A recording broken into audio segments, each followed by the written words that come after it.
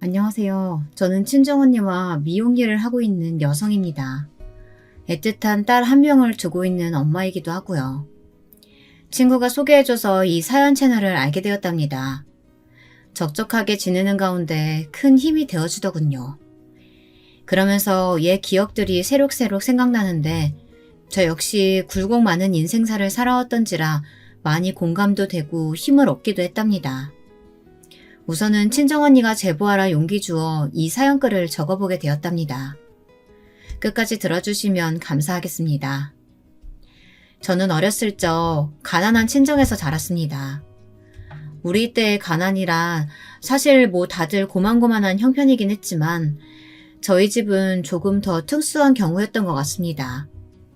제 위로 2명의 언니와 아래로 1명의 여동생이 있었는데 내 자매들을 건사하기에는 어머니 아버지도 힘이 많이 붙이셨죠. 게다가 여자가 4명인 집이라니 아마도 예상하셨겠지만 저희 어머니는 아들을 낳기 위해 계속 임신을 하고 애를 낳다가 결국 저를 가지고는 포기하신 경우였습니다. 그 바람에 저희 친할머니, 그러니까 시어머니로부터 저희 어머니는 참으로 많은 구박을 견디며 사셨더랬죠. 그 시대에 여자가 시집살이 하는 건 당연하게 취급되는 일이긴 했어도 저희 친할머니는 공포의 대상 그 자체였습니다. 친할머니는 저희 어머니에게도 부직갱이를 쳐들거나 국자로 등을 내리치는 행위들을 아무렇지 않게 하셨어요. 저희들에게도 마찬가지였습니다. 특히 가장 막내였던 제가 여자라는 걸 알게 된 후엔 그 노여움이 더욱 커지셔선 거의 집안에 폭군과 다름없었답니다. 그 분노의 화살이 다 제게로 옮겨진 건 말할 필요도 없는 사실이고요. 계집애가 뭘 그리 행동이 굼뜬 거야? 내가 저기 밥상 가져오라고 했냐 안 했냐? 너 네 할미 말 귀담아 안 듣냐? 귓구멍이 막힌 게야? 죄송해요 할머니. 얼른 가져올게요. 밥상 가져오고 네 할아버지 물 갖다 드리고 다 하고선 시장에 네 언니들이랑 심부름 가야 한다고. 몇 번을 말했냐? 계집애로 태어난 것도 밉상인데 하는 짓들까지 마음에 안 들어서는 원.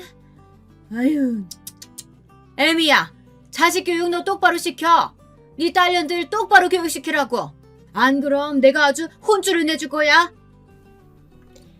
어린 시절 제게 친할머니의 존재는 사실상 제발 없어졌으면 하는 그런 존재였습니다.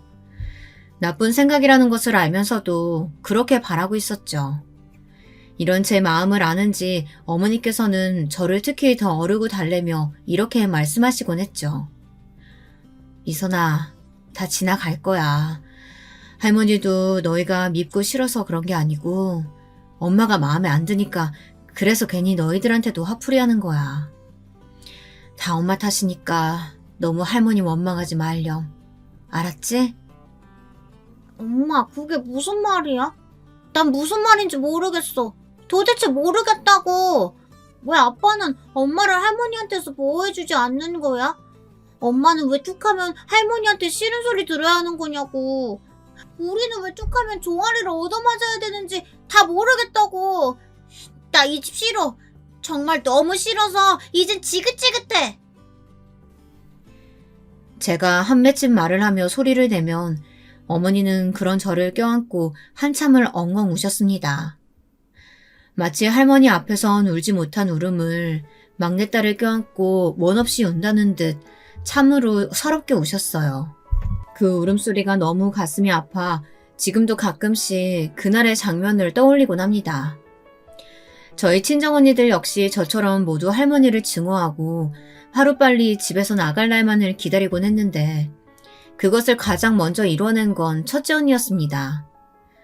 나이가 가장 많기도 했고 첫째 언니는 공부머리가 별로 없었지만 손기술은 좋아서 미용실에 취직하고 싶다고 줄곧 말해왔었거든요. 언니는 자기 몸처럼 자그마한 짐가방을 들고 여자면 당연히 집안일을 도우라는 할머니의 만류를 뿌리친 채 집을 떠났습니다. 그리고 기차역 앞에서 제 어깨를 붙들며 이리 말했죠. 미선아, 내가 너는 참 아꼈던 거 알지? 물론 다른 가족들도 다 아꼈지만 미선이 우리 막내 동생만큼은 가장 잘 됐으면 좋겠어. 언니가 서울에서 일자리 구해서 미리 자리 잡아놓을게. 그러니까 성인 되면 언니 있는 곳으로 와. 알았지? 응, 알았어, 언니. 약속 지켜. 꼭. 첫째 언니의 그 말은 제게 바닷속 어둠을 밝히는 등대와 같았습니다. 순간 머릿속 전구가 번뜩 켜지는 게 느껴졌어요. 당시엔 고작 13밖에 안 된 계집애의 생각일 뿐이었지만 저는 정말로 성인이 되기도 전 길을 떠났습니다.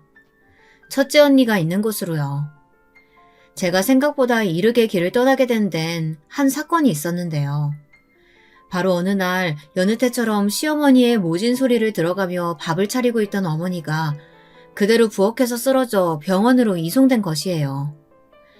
어머니는 병원으로 실려가는 동안에도 저희 언니들과 제 이름을 번갈아 부르시며 의식을 차리려 애쓰셨어요. 저는 왠지 모를 불길한 기분에 눈물만 뚝뚝 떨구었고요. 언니들도 모두 어찌할 바를 모르고 울고만 있는데 단 한 분 할머니만 소름 끼치도록 차분한 상태였습니다. 애석하게도 이미 병원에 도착했을 때 어머니는 손을 쓸 수 없는 상태였고 저희 딸들을 부르짖던 어머니의 그 외침은 유언이 되고 말았습니다. 그런데도 할머니는 여전히 그 상황에서마저도 독하게 구시더군요. 아니, 지금 생각해도 그건 차마 사람이 해서는 안 되는 말이었어요. 아니, 아범아. 무슨 장례식을 그렇게나 거하게 치러줘? 그냥 적당히 하고 말지. 전년들 밥 먹이고 학교 보내는 것만으로도 돈 들어갈 때가 천지다, 아범아. 그리고 우리들끼리 하는 말이지만 너도 새장가 들어야 한다. 알지? 여자 없이 남자 혼자 사는 거 나는 내 아들이 그리 사는 건 절대 못 본다.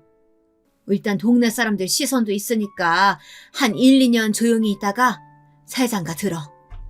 할머니, 지금 뭐라고 그러셨어요? 아니, 듣고 있었던 거야? 언제부터? 지금 우리 엄마 장례를 뭐 어떻게 하자고요? 할머니가 입고 있는 그 옷, 매일 쳐드신 밥, 전부 다 저희 엄마 손길 닿은 거예요. 심지어 할머니가 서 있는 그 바닥까지도 할머니한테 온갖 소리 들어가며 엄마가 매일 물걸레질하며 닦아낸 곳이라고요. 그러니까 당장 죽은 우리 엄마한테 사죄하세요. 무릎 꿇고 엎드려 빌라고요. 시집살이 시켜서 미안하다고 죽을 때 졌다고 하라고요. 얘가 뭐? 쳐드셔? 아니 이년이 어디 버르장머리 없이? 저는 할머니가 반격하기도 전 그 순간 고함을 막 지르며 모든 물건을 다 깨부수기 시작했습니다.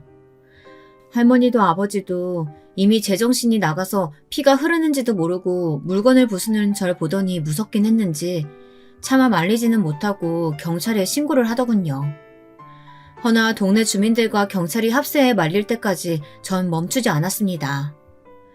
그렇게 동네를 뒤집어 놓은 후 장례에 온 첫째 언니와 함께 서울로 떠나게 되었습니다. 언니, 내가 할머니한테 그러지 않으면 우리 엄마 너무 불쌍해서 우리 엄마 영혼 이 땅 못 떠날 것 같아서 그랬어. 근데 앞으론 나 정말 잘 살 거야. 잘 살아서 아버지랑 할머니한테 보여줄 거야. 서울로 향했을 때 저는 도끼에 가득 차 있었습니다. 어떻게든 떵떵거리며 다시 고향에 내려가기 위해 금이 환영의 꿈을 품고 무슨 일이든 해서 성공하겠다 다짐했죠. 하지만 환상과 현실은 그 차이가 크죠. 한 번도 와보지 못한 서울이란 곳에서 전 대차게 아주 보란듯이 얻어맞고 꺾이고 말았답니다. 저는 처음에 종잣돈을 모으기 위해 언니의 미용실에서라도 일을 하려고 마음먹었는데 언니가 당시 사정이 좋지 않아 하고 있던 미용실을 접어야 하는 상황이 되는 바람에 언니에겐 도움을 요청할 수가 없었습니다. 그래서 이것저것 닥치는 대로 건물 청소일부터 시작해서 공장일, 파출부일, 돈이 되는 일이라면 다 해야 했어요. 그런데 몸이 축나도록 일해도 생활비를 충당하고 나면 돈은 밑빠진 독에 물붓기처럼 계속해서 빠져나가기만 하더군요. 거기다 사정이 안 좋아진 언니까지 가세하는 바람에 제 꿈은 정말 꿈으로만 끝날 위기였어요. 참으로 서글펐습니다. 그때 처음으로 진탕 술을 먹고 길거리를 돌아다니며 신세 한탄을 뱉어냈습니다. 그리고 그때 눈앞에 보이는 옷가게에 들어가 평소엔 절대 하지 않을 소비를 왕창 하고 나오는 와중에 어느 남자와 부딪혀 쇼핑백에 있던 옷들을 가득 쏟아내고 말았어요. 하필 제가 원래 입고 있던 허름한 옷이라 창피하더군요. 서둘러 주워 담고 있는데 괜찮아요? 많이 다친 것 같은데 무릎에서 피 많이 나요. 하며 다정히 누군가 말을 걸더군요. 고개를 들어보니 남자는 깔끔하고 준수한 외모에 저와 비슷해 보이는 나이 또래의 남자였습니다. 무슨 일인지 모르겠지만 술도 마셨겠다 저도 모르게 홀린 듯 강가 주변으로 자리를 옮겨 제 이야기를 주절주절 떠들게 되었고 남편도 처음 본 사람이 이러는 것에 당황한 것도 잠시 조용히 제 이야기를 들어주더군요. 그러면서 조심스레 위안 비스무리한 것을 하기 시작했는데 우습게도 그만 그때 남편에게 마음을 빼앗겼던 것 같습니다. 한 번의 인연으로 끝날 줄 알았지만 저는 그날 이후 남편을 또 한 번 만나게 되었습니다. 이번의 만남은 저번처럼 야심한 밤이 아닌 환한 낮에 서로 수줍은 얼굴을 가지게 된 만남이었습니다. 그러면서 서로를 알아가게 되었죠. 남편의 집안 또한 저희 집과 크게 다를 바 없이 형편이 좋지 않았습니다. 아버지는 사고로 일을 못하신 지 오래라 집에만 계셨고 남편의 어머니 되시는 분이 사실상 가장이셨는데 시장통에서 작은 해장국집을 운영하고 계신다고 하더군요. 그리고 남편에게는 동생이 한 명 있었는데 동생은 남편보다 이르게 결혼해서 이미 가정을 꾸리고 있었습니다. 난 내 동생이 나보다 일찍 결혼한 게 컴플렉스라면 컴플렉스야.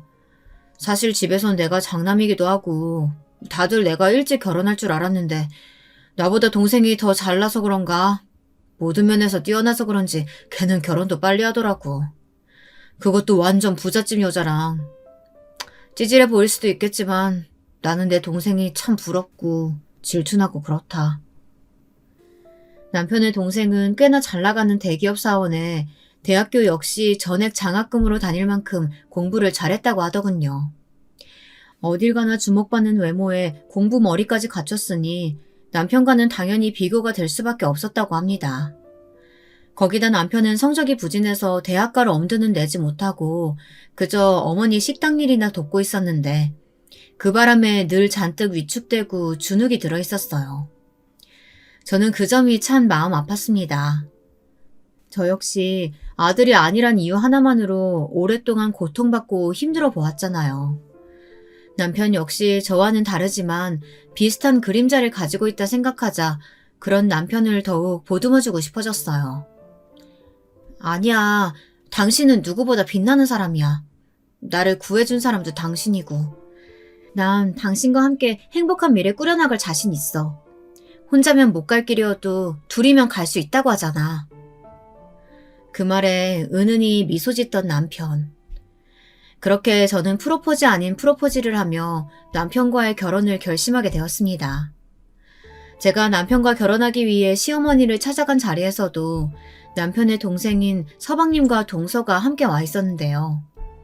일단 서방님은 남편의 말대로 훤칠한 외모에 어쩐지 머릿속에서 생각한 느낌 그대로였습니다. 그리고 동서는 그 내면의 악독함을 전혀 파악할 수 없을 만큼 선하고 수더분한 인상을 가진 사람이었습니다. 형님 되신 분이 온다고 해서 저까지 졸라서 따라왔어요. 부담스럽지 않으실지 모르겠네요. 아니에요. 저도 만나 뵙게 돼서 반가워요. 얘기 많이 들었어요. 어머님 안녕하세요. 강미선이라고 합니다. 그래 어서 와요. 우리 덕수랑 결혼할 아가씨라고 들었는데 실물로 보니 뭐 아주 영 나쁘진 않네. 일단 오느라 고생했을 테니까 앉아요. 이날 굉장히 신경이 쓰였던 것이 시어머니였는데요. 딱히 대놓고 반대를 하시진 않지만 어쩐지 첫 만남에서 저를 마음에 들어하지 않는 인상을 받았습니다. 특히나 제 고향이나 친정의 경제적 수준 같은 이야기 들으시곤 가끔씩 고개를 돌려 한숨을 뱉으시는데 왠지 모르게 위축이 되더군요. 일단 첫 만남은 그렇게 비교적 그럭저럭 마무리되었지만 문제는 결혼 후였습니다. 아니 어쩌면 저희 할머니와 아버지를 어쩔 수 없이 모셔놓고 치룬 결혼식에서부터 시작되었을지 모르겠어요. 결혼 후 시어머니가 틈만 나면 둘째 동서가 이걸 사줬네 저걸 사줬네 하며 자랑을 하시더군요. 처음엔 크게 귀담아 듣지 않으려고 했지만 어쩐지 그 말엔 저에게도 뭔가를 요구하시는 것 같아 조금 불편해지기 시작했습니다. 남편에게 혹시나 해서 물어봤는데 남편은 아예 이해조차 하지 못했고요. 제가 너무 예민하게 느끼는 건가 싶었는데 그 정도는 분명 지나칠 때가 있었어요.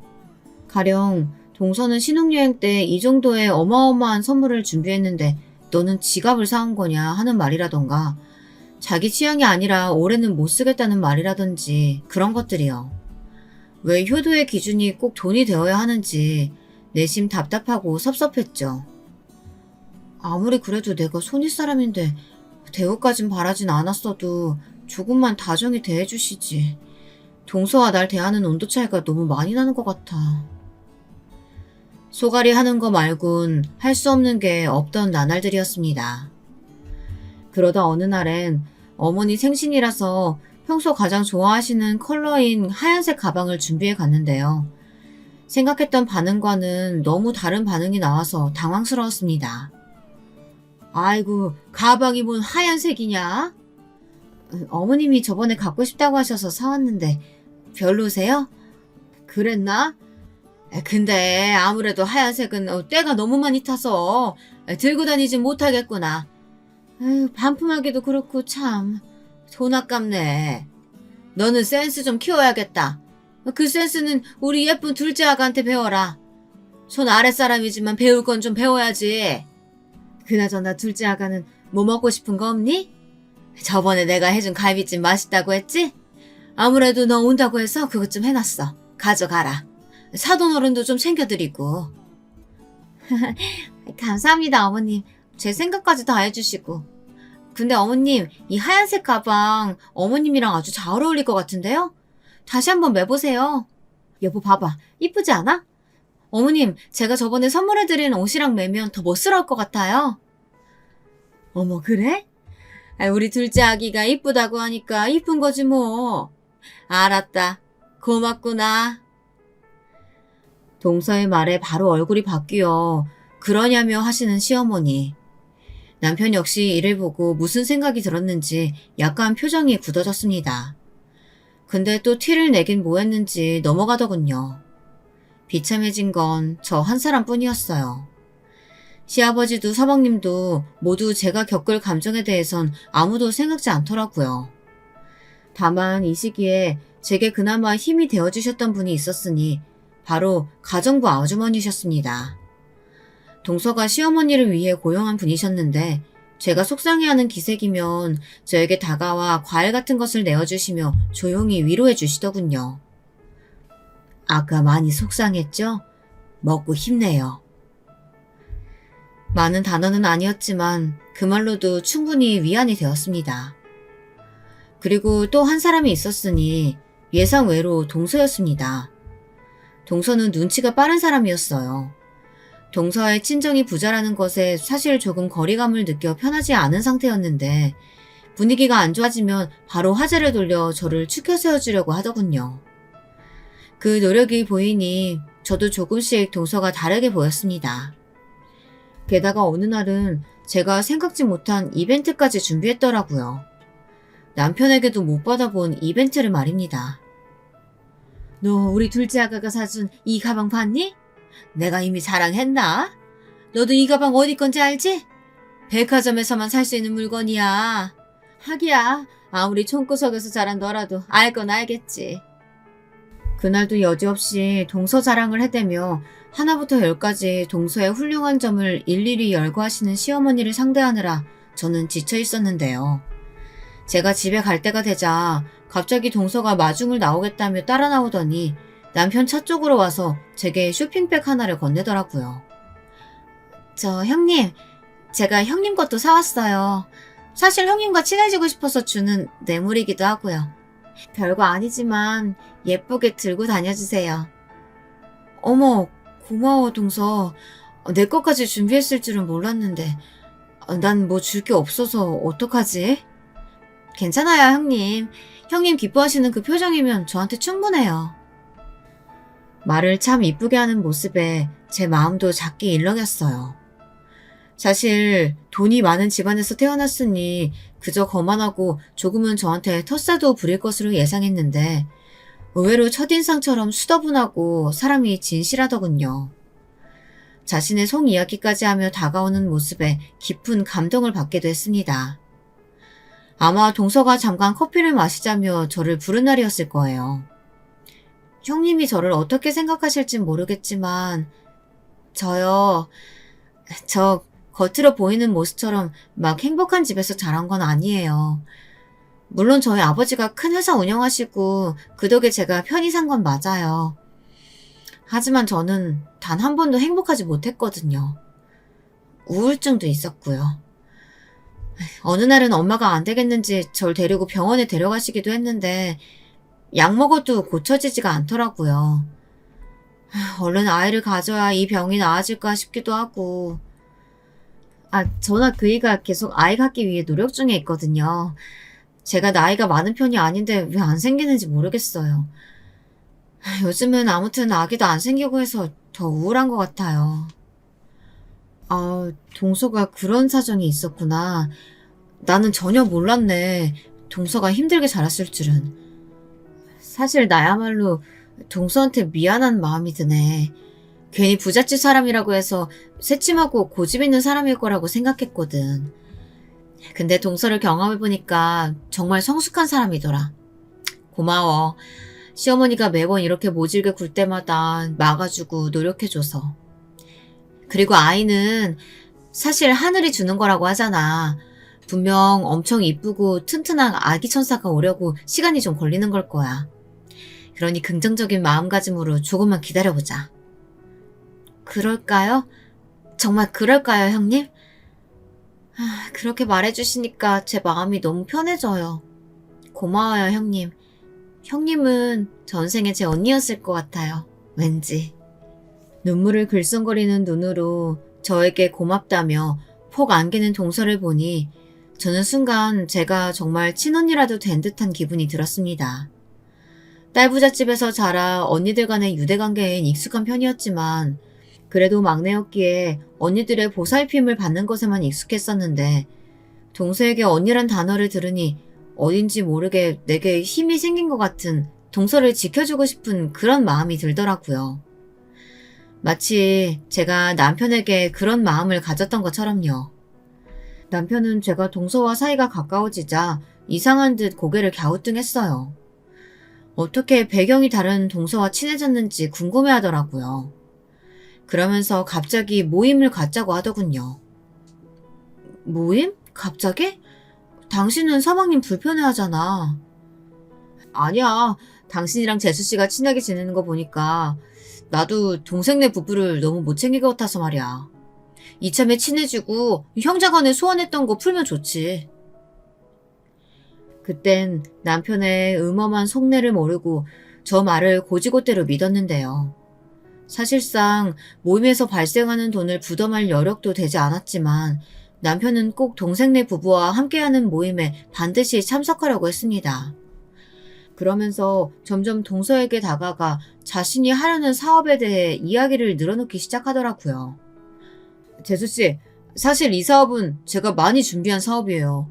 물론 신입이 안 가면 거절하셔도 돼요. 투자를 강요하는 건 절대 아니니까요. 여기 사업 계획서인데 읽어보시고 연락주세요. 그때야 비로소 남편의 목적을 눈치챘습니다. 남편이 동서를 통해 돈을 타내서 어머님의 해장국집에서 벗어나 자기만의 사업을 차리려고 하는 것을요. 솔직히 전 동서가 거절할 줄 알았습니다. 아무리 가족이라고 해도 돈 관계는 철저히 해야 한다는 것을 알고 있을 거라고 생각했거든요. 그런데 사업 계획서를 읽어봤다며 연락해온 동서가 뜻밖에도 남편의 사업에 적극 투자하겠다고 하는 거예요. 정말이에요, 재수씨? 저야 너무 고맙죠. 재수씨 덕분입니다. 네, 한번 열심히 해볼게요. 동생이요? 네, 동생한테도 말해보고 있어요. 저는 내심 동서의 결정에 놀라기도 하고 혹여나 가족관계가 돈 문제 때문에 어그러질까봐 걱정도 되었지만 동서 스스로가 신중하게 내린 결정이라고 하는 말에 달리 할 말이 없었습니다. 게다가 서방님도 회사를 그만두고 이 사업에 끼기로 하면서 어쩐지 남편이 구상한 사업은 점점 더 박차를 가해져 갔습니다. 사실 해장국 집에서만 일할 줄 알지 사업할 성향의 사람은 아니라고 생각했는데 남편은 예상 외였어요. 한번 길을 트더니 누가 막을 새도 없이 정신없이 앞만 보고 돌진하더라고요. 매일이 야근에 주말 출근까지 불사하곤 했지만 그럼에도 열심히 자신의 일에 매진하여 어떻게든 성과를 내려고 하는 모습이 나쁘게 보이진 않았습니다. 서방님에게 그간 느껴왔던 열등감을 이렇게 결과로 바꿔보려고 하는 것인가 이런 생각이 들었죠. 다만 불편한 것이 있었다면 남편이 동서에게 쩔쩔 못매고 온갖 아부를 한다는 것이었어요. 동서는 은근히 그것을 즐기고 있는 것 같기도 했고요. 제겐 여전히 잘해주는 동서였지만 남편이 아랫사람을 자처할 때 그대로 두고 보기만 한다는 점이 마음에 들지 않았습니다. 아, 재수씨, 그 향수요? 제가 지금 당장 사갈게요. 그거 한정판인데 마침 딱 하나 남았더라고요. 네, 걱정하지 마세요. 재수씨한테 어울릴 것 같아요. 네, 그럼 아주버님 부탁드려요. 보면서 그 모습이 참 짠하면서도 불편했습니다. 오로지 성공만을 위해 아부하는 남편. 과연 내가 선택한 사람이 이런 사람이었던가 그런 실망감도 들었죠. 그러던 중 인생에서 가장 행복한 기쁨을 만끽할 수 있는 일이 생겼는데요. 이 일로 인해 그렇게나 사이 좋았던 동서와는 거의 전쟁 같은 사건이 벌어지게 되었답니다. 제게 소중한 아기 천사가 찾아온 것이었어요. 남편이 워낙 바빠서 노력할 틈도 없었는데 다행히 늦지 않게 적당할 때 찾아와준 아기 천사가 너무나 고마웠습니다. 저는 이 소식을 당연히 시댁에 알렸고 어느 정도 축하를 받을 거라고 여겼습니다. 그런데 시댁 식구들의 반응이 말로 표현할 수 없을 정도로 섭섭했습니다. 일단 시어머니는 뭐? 애를 뱄다고? 아이고 좋은 일이네. 장가는 늦게 갔어도 애는 일찍 만들어 왔구나. 장하다 우리 장남. 하지며 제가 아닌 남편만을 칭찬했고요. 시아버지 역시 딸인지 아들인지부터 꼭 알아오라고 당부하셨습니다. 첫애는 반드시 아들이어야 한다는 말씀을 덧붙이시면서요. 첫애가 왜 꼭 아들이어야 하는지 가뜩이나 그걸로 인해 평생 상처를 받아온 마당에 저는 대차게 묻고 싶었지만 차마 대거리까지 하진 못하고 전화를 끊었습니다. 거기다 여기서 더 충격적인 반응이 있었으니 동서와 서방님네 쪽이었어요. 그 중에서도 동서 쪽이었는데요.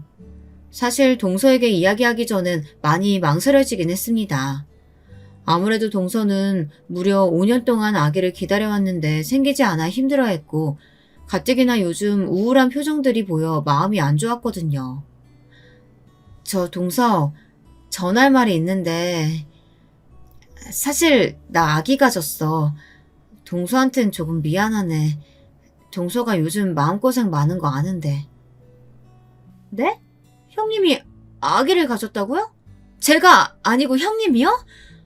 말도 안 돼. 동서, 반응이 왜 그래? 말도 안 된다니. 이만 끊을게요. 전화할 기분 아니에요. 사실 개인 감정으로 기분이 좋지 않을 순 있어도 겉으로 티내지 않고 축하해 줄 줄 알았습니다. 적어도 저와 동서 간에 우정이 존재한다고 생각했으니까요. 그런데 동서는 아니었나 봅니다. 표독스러운 행보를 이어가는데 날이 갈수록 기가 차더군요. 제가 임신한 후 입덧이 너무 심해서 명절에 못 간 날이 있었는데요. 그날 저녁 갑자기 저희 집 문을 쾅쾅 두들기더니 잔뜩 술에 취해 와서 이러더군요. 형님 때문에 제가 얼마나 고생했는지 알아요? 도대체 그깟 애밴 게 뭐 유세라고 명절에 안 와요. 형님, 주제 파악 좀 하세요. 없이 왔으면 그런 거라도 해야 며느리 도리예요. 뭐 도리? 아니 갑작스럽게 연락도 없이 쳐들어와서 이게 무슨 행동이야. 동서야말로 예의 갖춰. 내가 무슨 유세를 떤다고 해. 입덧으로 아무것도 못 먹는 사람한테 와서 그게 할 말이야? 난 며느리 도리 못 지킨 거 없어. 동서나 행동 똑바로 해. 아무리 생각해도 화가 가라앉질 않았습니다. 제가 먼저 임신한 것에 질투를 느끼고 시샘을 할 수는 있겠지만 그걸 저런 방식으로 티내는 건 아이도 안 할 유치한 행동이었으니까요. 이후 어쩌다 들른 시댁에서도 동서와 제가 모인 자리에서 싸늘한 기류만이 흘렀습니다. 시어머니와 시아버지도 대강 어찌된 일인지 아는 눈치였고 결코 중간에서 동서를 나무라거나 할 생각은 안 하시더군요. 외려 저보고 동서의 아기씨가 들어설 한약을 지어야 하는데 아는 한방병원이 없냐고 물어오더라고요. 뱃속에 작게 태동이 느껴지는 아이에 대해선 전혀 묻지도 않으시고 말입니다. 저는 시부모님의 그런 태도가 섭섭했습니다.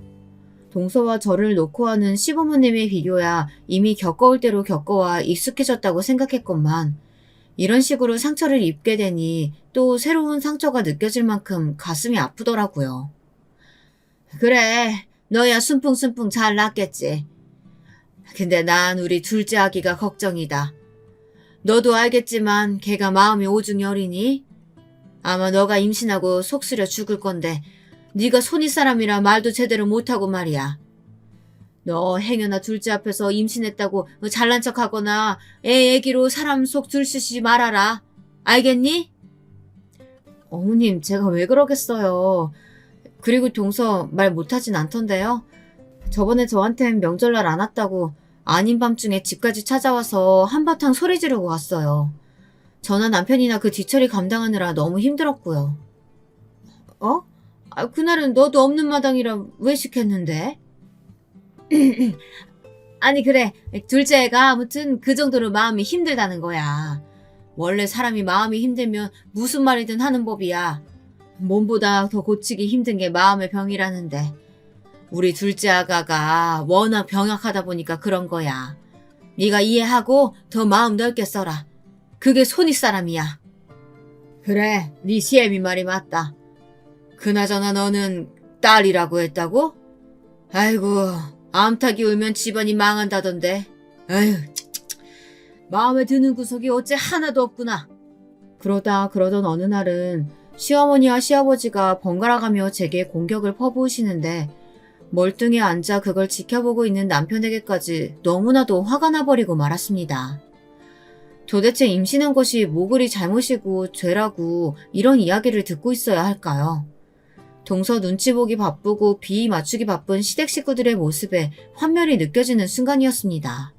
당신 왜 아까 시부모님한테 아무 말도 못했어? 당신 동서한테 투자받은 돈 때문에 그래? 그래서 말도 못하고 내가 그렇게 무참히 짓밟히는 동안 입 다물고 있었던 거야? 그런 거냐고! 아니 그게 아니고 넌 네가 너무 예민하다고 생각 안 하냐?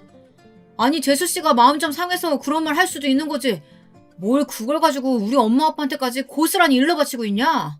너도 유치해. 재수씨 욕할 게 아니라고. 게다가 남편은 대놓고 동서 편을 드는데 남의 편인지 남편인지 분간이 가지 않더라고요. 저는 임신한 것도 있고 그냥 남편 보고 사무실에서 자고 오던지 마음대로 하라고 했습니다.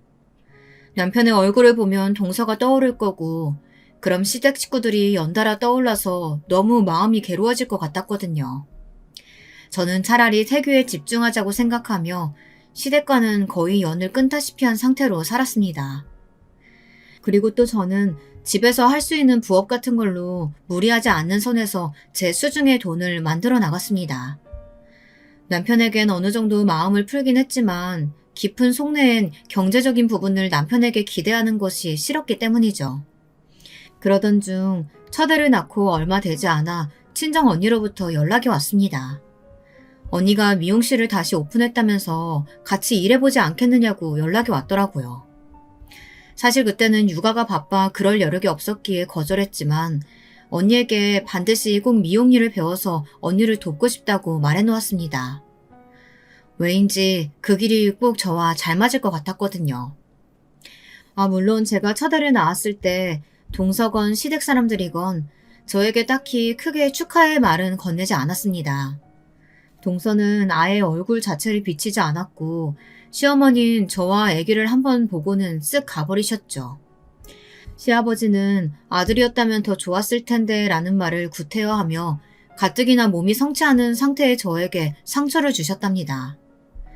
어른들은 그놈의 아들이 뭐 그리 대단하다고 아들 타령을 해대는 걸까요? 정작 본인 아들들이 뭐 그리 대단한 역할들을 한다고 말이죠. 그럴수록 저는 우리 딸을 더 잘 키워내리라고 이악 물고 다짐했습니다. 다만 당시 한 가지 걱정되는 일이 있었다면 남편과 서방님이 함께 시작한 사업이 갑자기 내리막길을 걷기 시작했습니다.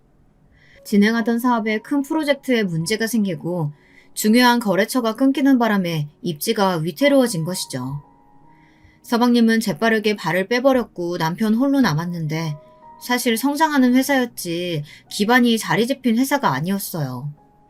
그래서 저는 불안하기도 하고 조바심도 났습니다. 저 하나 굶는 건 상관없었지만 저에겐 지켜야 할 딸이 있었으니까요. 아니야, 어떻게든 일어설 거야. 재수씨가 있잖아. 재수씨가 도움 준댔어. 남편은 그 후로 동서에게 더 집착하며 아부를 떨기에 나섰습니다. 같이 있을 때마다 동서의 칭찬에 동서를 여왕처럼 모시는데 그 모습이 너무 보기 역할 정도였어요. 제 딸 생일보다 동서 생일이 우선이었다면 믿으시겠어요? 그리고 전 혹시 모를 상황에 대비해 딸이 어느 정도 크고 난 후엔 언니의 미용실에 들어가 일을 시작했습니다. 미용 일을 처음 배워보는 것이었기 때문에 아주 많은 연습이 필요했습니다. 얘, 너 감각이 없다. 나는 미선이 너가 이쪽으로는 빠릿빠릿할 줄 알았는데 말이야. 너 이러다간 손님 못 잡겠어. 얼른 더 연습해. 언니가 한 번씩 이렇게 엄하게 혼낼 때면 새삼 더 긴장돼서 열심히 미용가위를 들고 연습을 하게 되더군요. 가끔은 딸아이를 데리고 미용실에 갈 때도 있었는데 딸아이는 그런 제 모습을 보고 뭐가 뭔지도 모르며 방실방실 웃기도 했습니다. 손님들도 그런 딸아이를 좋아했고요. 그러던 중 미용실에서 뜻하지 않은 사람을 만나게 되었습니다. 저희 시댁에서 일하는 가정부 아주머니요. 이런저런 이야기를 나누게 되었는데 푸근하신 성품이신 건 알았지만 막상 이야기를 나눠보니 더 사람이 좋으시더라고요. 나도 사모님이 열내실 때마다 얼마나 간이 떨어질 것 같은지 몰라요. 별것도 아닌 걸로 버럭버럭 말이야. 그리고 이런 말 좀 그렇지만 큰 사모님한테 너무하신 것 같더라고. 작은 사모님한테는 납작 엎드리듯 유순하게 굴면서.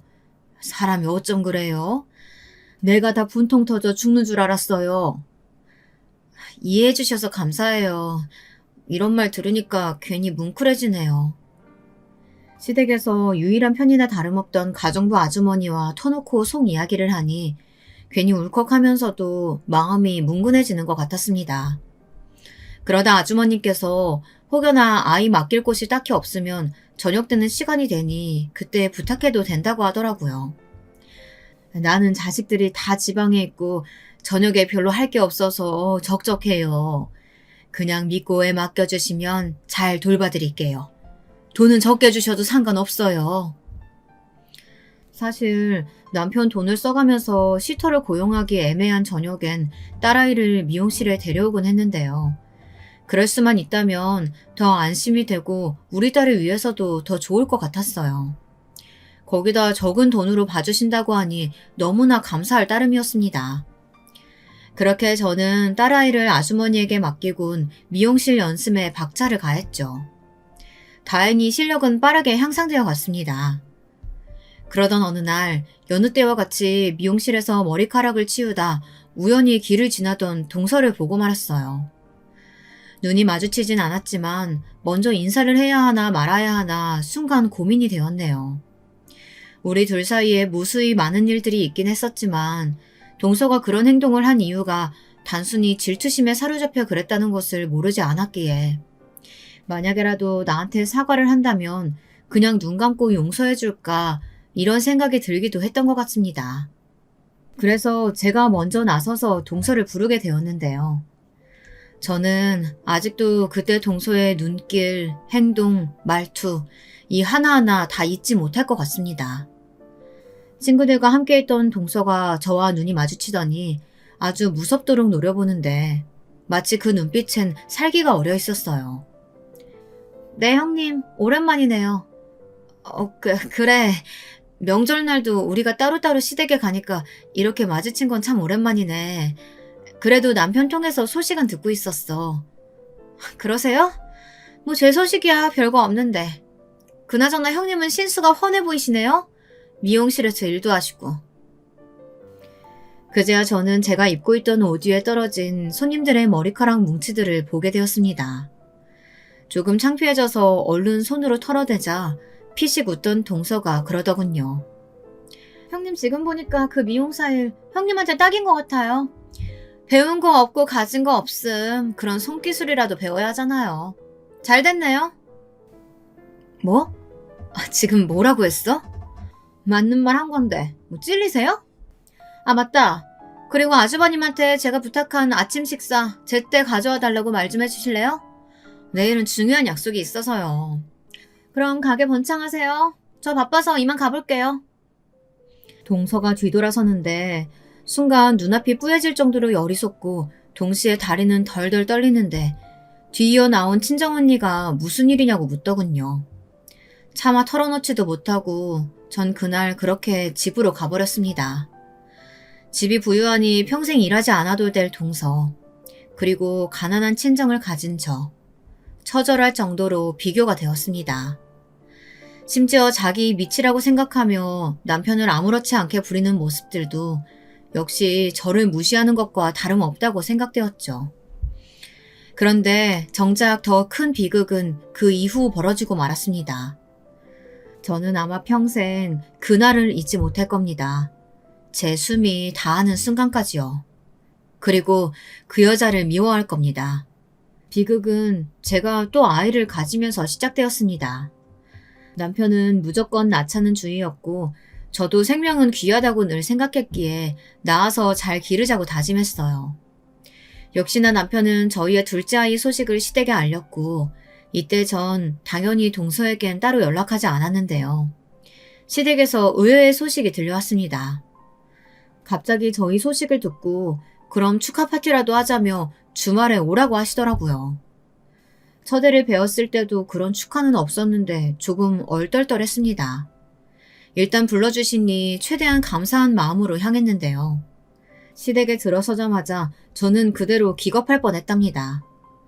먼저 제 순진함에 한탄했고 둘째론 저를 부른 이유를 짐작할 수 있겠더라고요. 아 그래 첫째 왔니? 예, 너 여기 마늘부터 좀 다지고 있어라. 뭐해 얼른 다지지 않고 곧 둘째 아가 온다니까 얼른 다져라. 오늘은 가정부 아주머니도 안 나오신다니까 네가 꼭 도와야 한다. 어머님 오늘 제 임신 축하 파티 겸 한 끼 하는 거 아니었나요? 그래 근데 그게 왜? 너 설마 놀고 먹을 생각이니? 일하지 않는 자 먹을 자격도 없다 이런 말 못 들어봤어? 군뱅이처럼 굴지 말고 얼른 손 놀려. 네 귀한 동서 먹일 갈비찜부터 시작해. 참 기가 차서 임시 축하 파티 하잔 말을 고지고대로 믿다니. 너도 참 연치가 없구나. 그리고 네 시아버지가 너 오면 담배 심부름 시킨다고 기다리고 있으니까 요리 끝나면 방으로 가봐라. 황당해서 비닐장갑도 끼지 못한 채 시어머니를 쳐다보고 있었는데 그때 뒤에선 띵동 문소리가 열리더군요. 그러면서 누군가 들어오는데 동서였습니다. 얼마 전 제게 모욕적인 언사를 일삼았던 동서의 얼굴이 불현듯 스치며 기분이 더더욱이나 불쾌해졌습니다. 이건 아니다 싶었죠. 저는 그대로 나갈 채비를 하기 위해 가방을 챙기러 갔습니다. 근데 이번엔 동서가 신경을 긁더라고요. 어머 형님 어디 가세요? 어머님이 형님께서 저 좋아하는 갈비찜 해주신다고 해서 좀 일찍 왔는데요. 형님 요리 솜씨 좋으시죠? 뭐 어머니만큼은 아니겠지만 기대하고 있을게요. 동서, 나 여기 요리하러 온 거 아니고 축하받으러 온 거야. 근데 내 생각하고는 조금 다른 그림이어서 당황스럽네. 어머님, 저 가볼게요. 임신 초기라 조심해야 할 것 같아서요. 그러자 뒤에서 시어머님의 고함 소리가 막 내질러 나오는데 전 두 악마 같은 얼굴을 뒤로하고 바로 나와버렸습니다. 얼굴이 시뻘거진 채로 마구 엘리베이터 버튼을 누르고 기다리고 있는데 가는 날이 장날이라고 하필 점검 중이라는 표시가 뜨더라고요. 어쩔 수 없이 계단을 내려가야 했습니다. 그런데 그때였어요. 2층쯤 왔을 때 한 발을 뻗었는데 문이 열리는 소리가 들리더니 누군가 뒤에서 저를 부르더라고요. 형님! 동서 미안한데 상대할 기분 아니니까 가. 형님! 왜 섭섭하게 그냥 가세요. 꼴에 자존심은 있다고 지금 뻗대고 있는 거예요? 돈 없으면 아주버님처럼 차라리 그냥 납작 엎드리시지. 형님도 참 그렇네요. 동서의 말에 또다시 혈압이 올라올 것 같아 머리를 짚으며 제가 다시 반격하려는데 그때였습니다. 갑자기 섬뜩한 미소를 짓던 동서가 제 어깨를 밀었고 중심을 잃은 저는 그대로 떼구르르 계단에서 굴러버렸습니다. 순간적으로 배가 세게 짓눌린 기분이 들어 급하게 손으로 배를 움켜잡았지만 머리를 크게 찌인 건지 앞이 어질어질해지더군요. 그러면서 의식을 잃었던 것 같아요. 깨어나 보니 응급실이었는데 남편을 포함한 시댁 식구들이 마치 저를 동물원 원숭이 보듯 쳐다보고 있더라고요. 게다가 이어지는 의사 선생님의 말씀은 너무나 충격적이어서 차라리 기억을 잊어버리고 싶을 정도였습니다. 저의 소중한 아이가 충격에 의해 유산이 되었다는 말이었죠. 임신 초기라 조심했어야 할 시기인데 찾아오기로 했던 소중한 생명, 소중한 삶이 단 한 사람으로 인해 망가져버린 것이었습니다. 때마침 보이는 동서의 눈빛에 전 곧바로 동서를 가리켜 터진 입술로 겨우 한마디씩 내뱉었습니다. 동서가 밀쳤어요. 그런데 기겁할 거라고 생각했던 시댁 식구들은 모두 외려 저를 이상한 사람 보듯 쳐다보더군요. 아마 살면서 그런 가해는 처음 당해봤던 것 같아요. 그렇게까지 억울한 상황에 몰려 처절하게 눈물을 흘릴 수밖에 없던 상황은 살다 처음 겪어보는 일이었습니다. 아가, 너 머리를 심하게 다쳤구나. 무슨 이 천사 같은 동서가 너를 밀었다고 그러는 거야. 어머 얘 뇌검사 좀 해봐야겠다. 가뜩이나 미용일 배운다는 애가 머리까지 나빠서야 되겠니? 그러니까요 형수님. 너무하시네요. 아무리 저희 와이프한테 억하심정이 있으셨다고 해도 그렇지 어떻게 저 와이프를 이런 일에 의심하실 수가 있어요? 그러니까요. 형님, 제가 그랬다는 증거 있으세요? 동서가 악마 같은 미소를 띠며 부들부들 떠는 제 손을 붙잡는데 구역질이 나올 것 같았습니다. 이 가운데 꿀먹은 벙어리 마냥 가만히 있는 남편도 마찬가지였어요. 남편은 이미 알고 있는 눈치였습니다. 제가 동서에 대해 한두 번 험담을 했던 것도 아니고 동서의 진면목에 대해선 남편도 알 만큼 알고 있을 테니까요. 하지만 돈이란 것이 참 더럽고 무서운 것인가 봅니다. 당신이 머리를 많이 다쳤나 봐. 재수씨 목소리 들었다고? 혹시 다른 사람 목소리랑 착각한 거 아닐까? 어떻게 을씨까지 이른 마당에 재수씨 목소리라고 확신할 수가 있어. 당신이 잘못 들은 걸 거야. 일단 푹 쉬어. 아기도 이랬으니까 몸도 많이 아플 텐데. 그 순간 제 속에 감당할 수 없는 불길이 치솟았는데요. 저를 두고 우르르 나가버리는 시댁 식구들과 남편을 보며 혀라도 깨물어 거짓말을 하지 않았다는 것을 알리고 싶은 심정이었습니다. 하지만 비상계단에 CCTV가 설치되어 있는 것도 아닌데 어떻게 제 말을 입증할 수 있을까요? 아마 동서도 이 점을 노리고 저를 계단에서 밀어버린 거 아닌가 싶습니다. 정말 무서운 사람이었죠. 그 후 제가 친정언니를 소환해 울며불며 이 일을 털어놓자 언니는 저보다 더 버럭 화를 내며 길길이 날뛰었어요.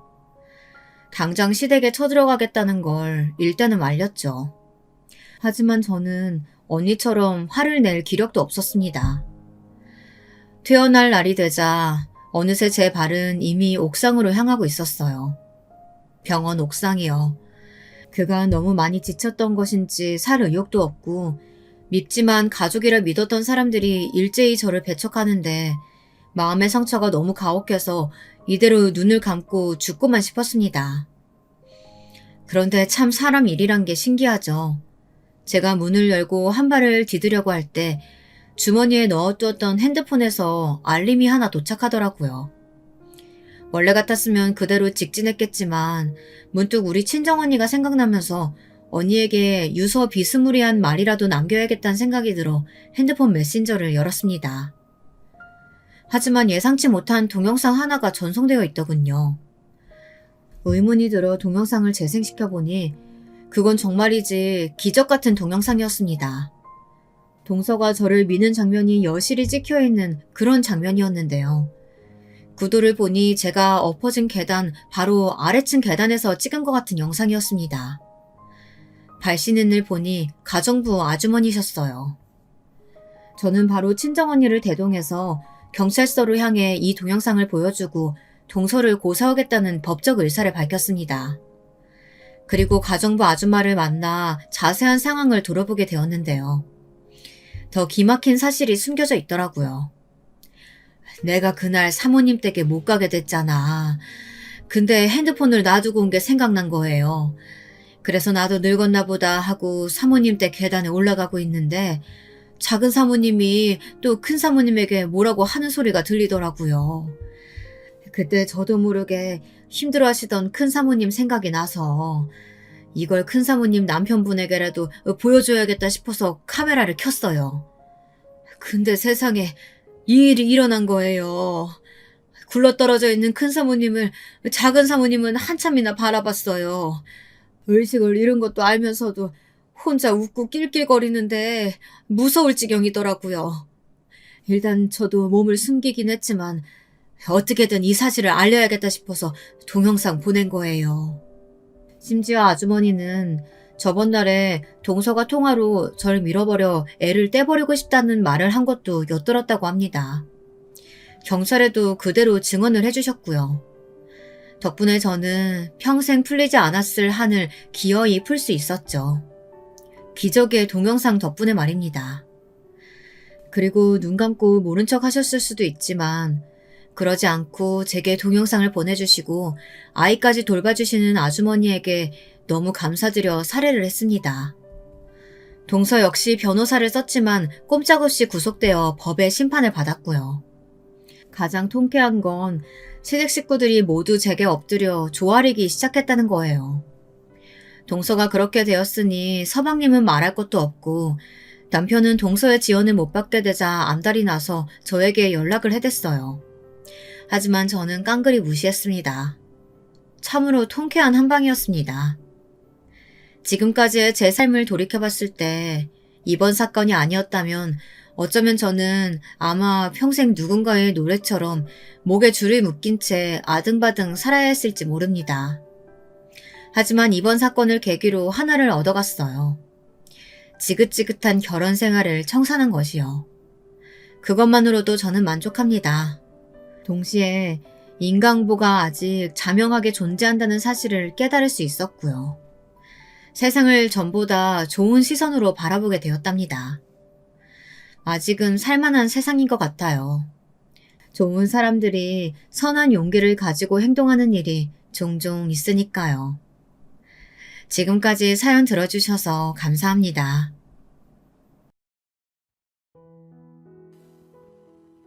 안녕하세요. 저는 곧 60대에 접어드는 평범한 한 여자입니다. 많은 분들의 기구한 사연을 들으며 울다가 웃다가 하다 보니 저도 저의 일생을 통틀어 너무나 힘들고 또 너무나 통쾌했던 이야기를 해보고 싶어졌어요. 꽤 긴 이야기가 될 것 같네요. 재미있게 들어주시면 감사하겠습니다. 저는 막 시골에서 상경해서 도시에 터를 잡으신 부모님 덕에 제법 큰 도시에서 자랐습니다. 부모님은 농사짓던 땅을 마을 사람들에게 소작을 주고 큰 재래시장에서 포목점을 하셨어요. 당시에는 한복을 입는 사람들이 많았기 때문에 꽤 장사가 잘 되었습니다. 부모님은 성실하게 재산을 조금씩 늘려가셨어요. 저는 공부에는 별 흥미가 없었기 때문에 겨우겨우 고등학교를 마치고 여기저기 쏘다니면서 즐겁게 20대를 보냈습니다. 그러다가 엄마를 따라갔던 성당에서 한 오빠를 만나게 되었어요. 엄마가 성당을 다니기 시작하면서 저도 천주교 신자가 되었거든요.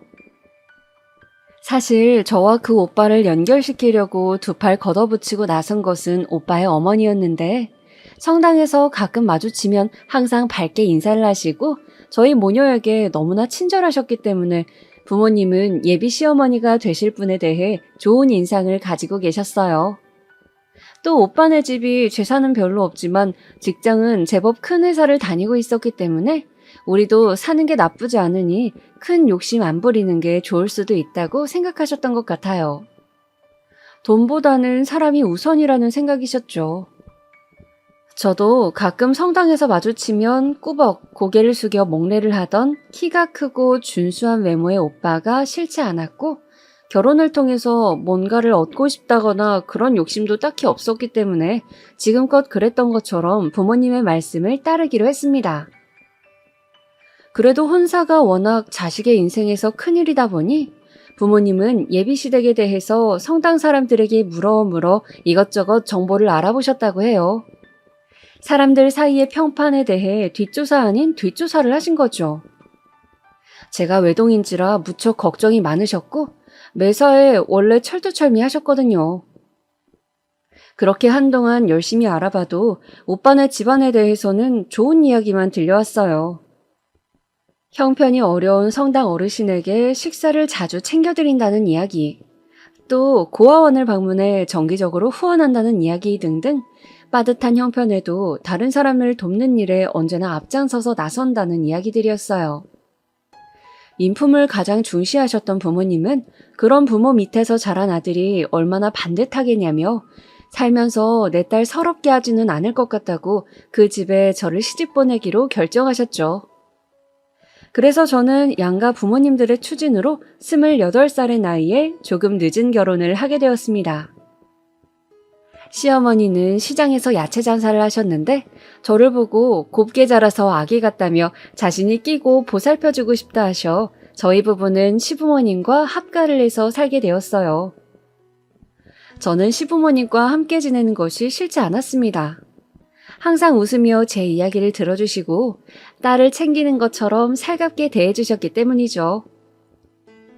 그렇게 시작된 제 결혼 생활은 항상 시부모님과 함께였어요. 저는 회사에 간 남편을 기다리는 낮 시간 동안 시어머니 일을 가끔 도와드리기도 하고 또 어깨가 결리다고 하시는 시아버지 어깨를 안마해드리기도 하면서 그분들과 잘 지내려고 노력했습니다. 또 회사 일에 남편이 지쳐 보이면 가끔 주말에 남편과 나들이를 가기도 하면서 비교적 즐거운 신혼생활을 했어요. 그런데 제가 결혼한 지 3년째 되던 해에 큰 눈이 내렸습니다. 부모님은 시골집에 다녀오시다가 그만 불의의 사고를 당하고 말았어요. 도로가로 눈덩이들이 덮치는 바람에 자동차가 도로에서 절벽으로 떨어지게 되었고 안에 타고 계시던 부모님은 갑작스럽게 사고로 유명을 달리하셨습니다. 저는 너무나 황망하고 가슴이 찢어져 어찌할 바를 몰랐어요. 장례를 치르면서도 뭘 해야 할지 몰라서 마냥 울고만 있었습니다. 심지어 저는 그때 임신 초기였거든요. 그래서 장례를 치르는데도 더 앞에 나서서 뭔가를 하지 못하고 계속 기운이 없어 주저앉아 쉬기만 했습니다. 고맙게도 시부모님과 남편이 나서서 모든 일을 처리해주고 상심에 몸을 가누지 못하는 저를 살뜰히 챙겨주었습니다. 저는 부모님이 그렇게 황망하게 가시고 형제도 없는 외동이었기 때문에 하루아침에 피부치가 사라져버린 신세가 되었죠. 그렇지만 마냥 울고 있을 수는 없었어요. 저는 떠나면서 제 걱정을 하셨을 부모님께 부끄럽지 않게 힘을 내서 열심히 가정생활을 하고 씩씩하게 살아야겠다고 생각했습니다. 뱃속에 아기라도 없었다면 얼마나 더 마음이 허전했을까 생각하면서 저는 슬픔을 견디며 태교에 힘쓰려고 노력했습니다. 그런데 어느 날 시어머니께서 제가 생각지도 않았던 이야기를 하시는 것이었어요. 예, 며느라가 저기 삼거리에 갈비집 자리가 났다더라. 내가 또 갈비탕을 기가 막히게 끓이거든. 누가 식당 하나 차릴 돈만 마련해주면 진짜 대박 날 자신 있는데 요즘 야채 장사도 시원치 않구나. 맞아, 여보. 우리 엄마 갈비탕 저번에 먹어봤지? 국물이 완전 기가 막힌다니까? 차리기만 하면 돈 쓸어오는 건 완전 당연한 거지. 그렇게 한동안 저에게 제가 받은 유산으로 식당을 차리면 앞으로 우리 가족 모두가 먹고 살 걱정 없이 편히 살 수 있다고 온 시댁 식구들이 반복적으로 이야기를 하더군요. 만약 그냥 주는 게 좀 걸리면 당장 이자 없이 빌려주는 것으로 생각해도 되지 않겠냐고 차용증을 써주겠다고 하셨습니다. 어차피 우리가 장사로 잘 되면 그 재산 다 네 뱃속에 있는 아기가 다 상속받을 건데 다 같이 더 좋은 방향으로 가자는 것이라고도 하시더군요. 저 역시 계속 이야기를 듣다 보니 제가 혼자 뭔가를 할 수 있는 기술도 없고 어차피 자식을 낳으면 이 집 자손이 되는 것이니까 다 제 자식 몫으로 생각하고 시댁에서 큰 갈빗집을 차릴 수 있도록 돈을 내주고 말았어요. 그래도 마음 한구석이 찝찝해서 차용증은 써서 공증을 받아 장롱 안에 잘 보관해 두었고요. 그러나 사람이 화장실 들어갈 때랑 나올 때가 다르다 하던가요?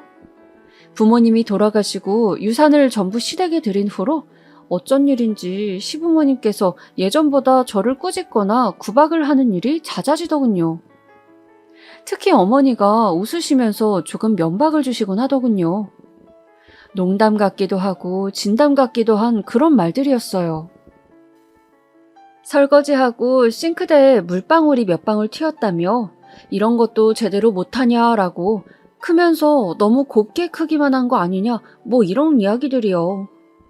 분명히 예전에는 곱게 자란 귀한 딸 자식 저희 아들에게 주셔서 감사하다며 저에게 너는 항상 이렇게 웃으며 앉아있으라고 아무것도 하지 않아도 된다고 하시던 어머니셨는데 말이죠. 급기야는 제가 준 재산으로 갈빗집을 오픈한 지 얼마 안 돼요. 시어머니는 설거지 아르바이트생이 일을 제대로 못한다면서 이 기회에 너도 내 후계자로서 일이 손에 익어야 한다고 잘하면서 손에 물 한 방울 안 묻혔던 저에게 식당에서 아침부터 밤까지 설거지하고 기본 식재료 다듬는 일을 시켰습니다. 하도 시어머니께서 단호하게 꼭 필요한 단계라고 이야기를 하셔서 저도 그래 언젠가는 내가 이 식당을 물려받아야겠지 하며 어쩔 수 없이 하겠다고는 했지만 난생 처음 해보는 몸 쓰는 일이 너무 힘들더군요. 하루하루 저는 마치 로봇처럼 반복해서 지저분한 음식물 찌꺼기들을 씻어내야 했어요. 그리고 양파도 까고 감자도 썰었습니다. 일을 안 해본 몸이라 그런지 손목은 시큰거리고 허리도 아팠어요. 그래도 저는 아픔을 참으면서 어른이 시키는 일이니 큰 뜻이 있으실 거라 믿으며 간신히 시간을 견디고 있었어요. 저의 이런 고생에 대해서 시어머니는 원래 식당 일은 배우는 초반에는 힘들지만 차차 몸에 익으면 정말 잘하게 된다며 이런 교육은 돈 주고도 못 배우는 것이라고 잘하고 있다며 저를 많이 격려해 주셨어요. 문제는 제가 임신 중이란 것이었죠. 배가 뭉치거나 힘들 때 잠깐씩 쉬기도 하고 며칠간 휴가를 받아 누워있기도 했지만 점점 배 뭉침이 심해졌어요. 저는 아이가 잘못될까봐 시어머니께 식당 일 배우는 것도 좋지만 지금은 아기를 챙기고 싶다고 말씀드리고 한동안 일을 쉬게 되었습니다. 그런데 점점 배뭉침이 심해지더니 임신 5개월쯤 되던 때 갑자기 피가 비치는 것이었어요. 순간 머리가 핑 돌면서 중심을 잡기 어려웠습니다. 저는 일요일이지만 출장을 간다던 남편에게 급히 전화를 걸었어요. 여보, 나 몸이 이상해. 우리 아기가 아픈 것 같아. 빨리 좀 와줘. 왜 그래? 당신 괜찮아?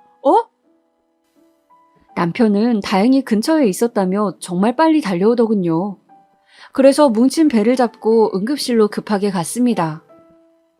그런데 비교적 빨리 대처했음에도 불구하고 식당 일을 배우며 했던 고생이 아이에겐 너무 힘들었는지 결국 하혈을 잔뜩 하고 유산이 되고 말았습니다.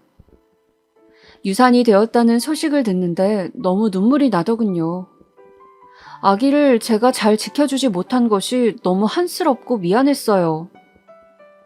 부모님이 돌아가시고 식당 일이 피곤했지만 괜찮은 것 같았는데 그렇게 저는 5개월간 뱃속에 품고 있던 저의 아기를 그만 허무하게 떠나보내야 했어요. 저는 너무 충격을 받아 한동안 집에 틀어박혀 두문불출했습니다. 남편은 그런 저를 날마다 안아주고 제가 좋아하는 음식인 김치찌개를 끓여주기도 하면서 다정하게 위로해 주었어요. 시간이 흘러 상처가 좀 아물 때쯤 시어머니는 저에게 힘들 때 일을 하면 오히려 잊혀진다면서 다시 식당 일 배우기를 시작하자고 하셨어요. 저도 그 말이 일리가 있다는 생각이 들어서 다시 식당에 나가게 되었습니다. 정신없는 나날이 돌아오고 설거지하랴 밑작업하랴 거기다 갈비탕 육수 비법까지 배우랴 너무 바빴어요. 그렇게 고단한 하루를 정신없이 마치고 집에 와 손을 씻는데 식당 일로 습진이 생겨 피딱지가 앉은 제 손을 보니 항상 여자는 손이 고와야 한다며 백화점에서 좋은 핸드크림을 사서 항상 발라주시던 엄마 생각이 났습니다. 엄마는 내 손이 이렇게 험해진 걸 보면 안타까워 하실까? 그렇게 어른이 되는 거라고 하실까? 궁금하기도 했어요. 그래서 고운 손 대신 저는 요리 비법을 배우고 있으니 나름 가치 있는 일이라는 생각도 들었습니다. 한동안 식당 일에 전념하다 보니 제 몰골은 영 엉망이었습니다. 항상 입는 작업복을 입고 군살도 붙어가고 머리도 미용실을 가지 않은 지 몇 달이 되었죠. 남편은 또 남편대로 출장이다 야근이다 하면서 너무 바빠서 우리 부부는 얼굴 보며 살가운 대화 한 번을 하기가 힘들었어요. 일주일에 한 번이나 두 번 겨우 얼굴을 볼까 말까 했거든요. 그렇게 바쁜 나날을 보내며 제가 30대 중반쯤 될 무렵이었습니다. 무심코 아침에 기지개를 켰는데 겨드랑이에 뭔가 딱딱하고 조그마한 멍울이 만져지고 있었어요. 이게 뭐지 싶어서 요리조리 만져봐도 틀림없는 작은 혹 같은 것이었는데 어디 병원을 가야 하는지 몰라 동네 내과를 찾아갔습니다. 나이가 지긋하신 할아버지 의사 선생님은 제 겨드랑이를 잠시 보겠다고 하시고는 저에게 아유, 오른쪽 겨드랑이는 유방암일 수도 있겠는데? 라고 말씀하시면서 빨리 유방외과를 찾아가라고 하셨어요. 전 너무 놀라서 부랴부랴 큰 병원 유방외과를 예약하고 진료를 보았습니다. 큰 병원에서는 초음파를 해보자고 했는데 의사 선생님이 보시더니 초음파에 보이는 모양상 겨드랑이까지 퍼진 암덩어리 같다고 하시는 거예요. 이런 경우는 대부분 가슴에서 전이가 되어서 겨드랑이까지 암이 퍼진 상태라고 했습니다. 2기에서 3기 정도 된다고 말씀하셨어요. 저는 하늘이 무너지는 것 같았습니다. 이렇게 결혼 후 고생만 하다가 내 자식 한번 낳아보지도 못하고 죽는 것인가 하는 생각에 눈앞이 캄캄했어요. 선생님, 저 아직 아기도 못 낳아봤는데 저 아직 너무 젊은데 어떡해요? 선생님 제발 저 좀 살려주세요. 너무 놀라 저는 의사 가운을 입은 아주머니 선생님께 매달려 애걸을 하였습니다. 마치 그 순간에는 제가 드라마 주인공이 된 것 같더라고요. 지독히도 현실감이 없었습니다.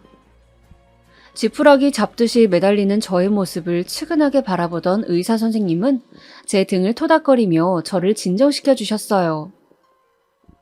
환자분, 자세한 건 조직 검사를 해봐야 압니다. 일단 진정하시고 이성을 찾으셔야 합니다. 그리고는 자세히 저의 병에 대해서 이야기를 해주셨습니다.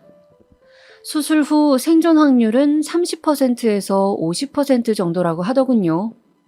그리고 일단 더 정확한 결과를 위해 조직검사를 하자고 하셔서 저는 조직검사를 한 후에 그렇게 정신없이 병원 문을 나왔습니다.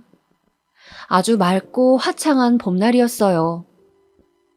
저는 맑은 날씨도 지나가는 사람들의 웃음소리도 들리지 않았고 그저 온 세상이 까맣게만 보였습니다. 시어머니는 제가 식당을 비우고 어딜 갔는지 전화를 하셨어요. 여보세요? 아가 어디니?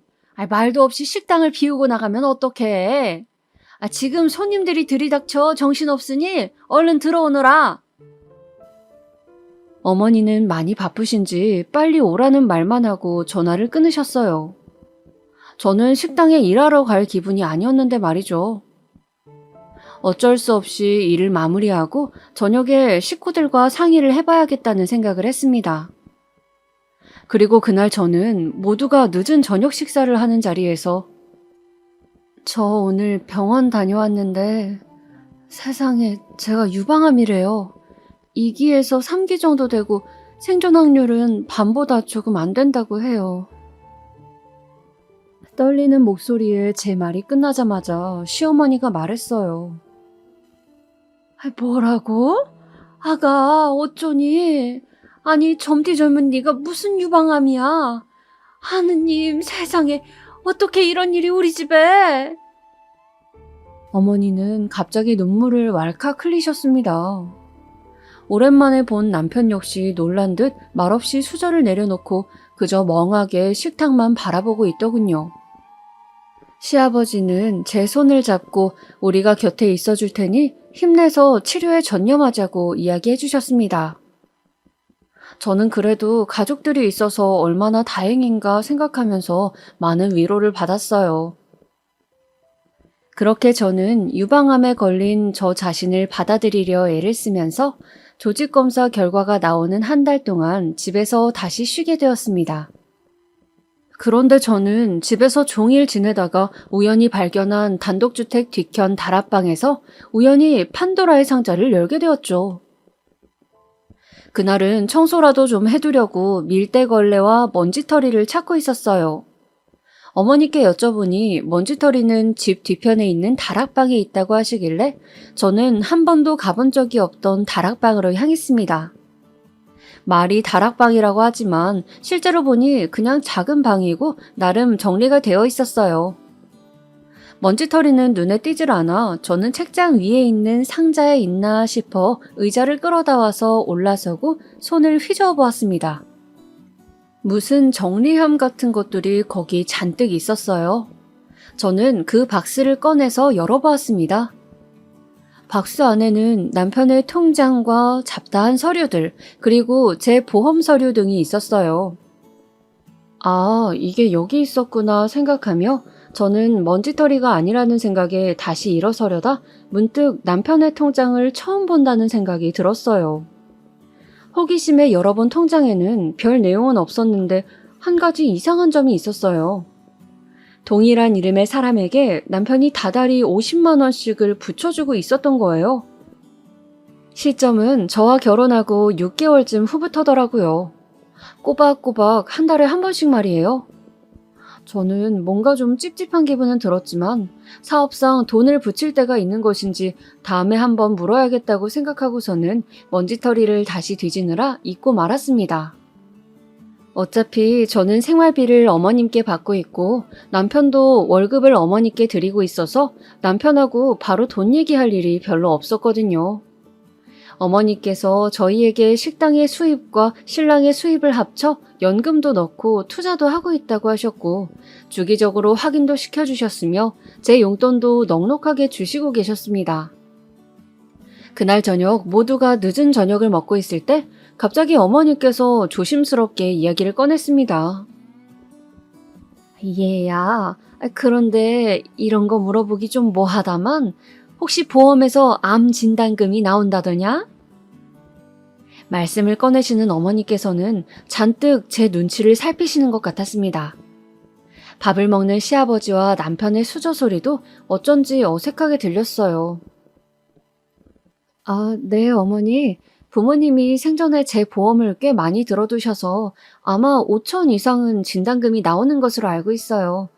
뭐 자세한 것이야 실제 암 몇 개인지 조직검사 결과가 나와야 알 수 있겠지만요. 아유, 그러면 아가야, 혹시, 아이고, 내가 참 염치가 없어서 원. 무슨 말씀이신지 어머니는 이야기를 꺼내려다 한숨을 땅이 꺼져라 쉬는 것이었어요. 그러자 가만히 식사를 하시던 시아버지께서 수저를 놓으시더니 말씀을 꺼내시는 것이었습니다. 그 진단금을 우리 식당 확장하는 데 좀 쓸 수 없겠냐? 요즘 식당 매출도 좋지 않고 건너편에 새 식당이 크게 들어와서 그런 것 같은데 우리도 본격적으로 리모델링을 해보고 싶구나. 얘야, 병이 중한 것은 알겠지만 결국 우리가 다 같이 잘 돼야 너도 치료에 전념하고 또 정말 도움이 필요할 때 우리가 도와줄 수 있지 않겠니?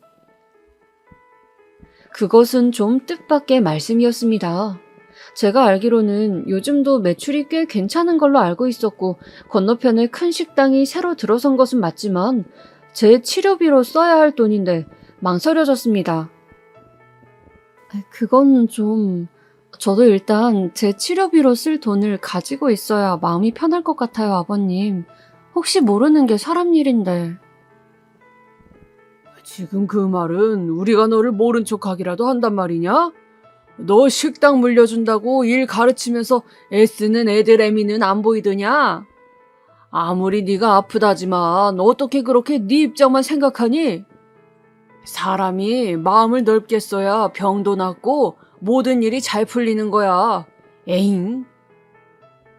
시아버님은 갑자기 역정을 내시더니 자리를 박차고 나가버리셨습니다. 저는 갑자기 아버님이 왜 저러시는지 좀 이해가 되질 않았어요. 당황스러워하는 저에게 남편과 어머니는 네가 좀 이해하라며 요즘 리모델링을 진행하려고 하는데 견적을 내다 보니 욕심이 나서 돈이 부족해져 여기저기 끌어다니고 있다 보니 예민해져서 그렇다고 그냥 신경 쓰지 말고 치료에만 전념하라고 저를 다독여 주었습니다. 저는 알겠다고 하고 방으로 돌아왔지만 잠자리에 들어서도 내내 마음은 편하지 않았어요. 그렇게 역정내는 모습을 처음 봤고 또 그렇게 리모델링이 자금이 부족한 것을 왜 아무도 이야기해주지 않았냐는 생각도 들고 여러 가지 생각들이 저를 괴롭혔습니다. 그렇게 며칠을 보내며 고민에 고민을 거듭한 끝에 저는 계속 표정이 안 좋으신 아버님을 비롯해 살얼음같이 얼어버린 집안 분위기를 견디다 어쩔 수 없이 진단금을 리모델링 비용에 보태겠다고 말씀드리고 말았습니다. 고맙다, 아가. 정말 마음이 어쩜 이렇게 넓니? 너무 고맙다, 아가야. 어머니는 제 손을 잡고 흔들면서 너무 고마워하셨습니다. 그리고 아버님 자금이 당장 부족해서 그렇지 새로 개업하면 장사가 잘 될 수밖에 없고 그러면 네 치료비는 물론 계속 몸 관리하며 편하게 살 수 있도록 잘 챙기겠다는 말씀을 저에게 몇 번이고 하시더군요. 남편 역시 고마운 눈빛을 보내며 말없이 제 어깨에 손을 얹어주시더군요. 저는 그래, 이제 이 사람들이 내 가족이니까 내가 지금 돕는 것처럼 내가 유방암이 심해져서 생사를 오가더라도 나를 걷어줄 것이라 믿기로 했습니다. 그렇게 암을 견디겠다는 마음을 다지며 걱정의 나날들을 보내고 예약한 병원 날짜가 되어 조직검사 결과를 보기 위해 병원으로 다시 찾아갔어요. 그런데 저에게 2기에서 3기일 거라 말씀하셨던 의사 선생님은 좀 민망한 표정을 지으면서 말하더군요. 환자분, 걱정 많이 하셨죠?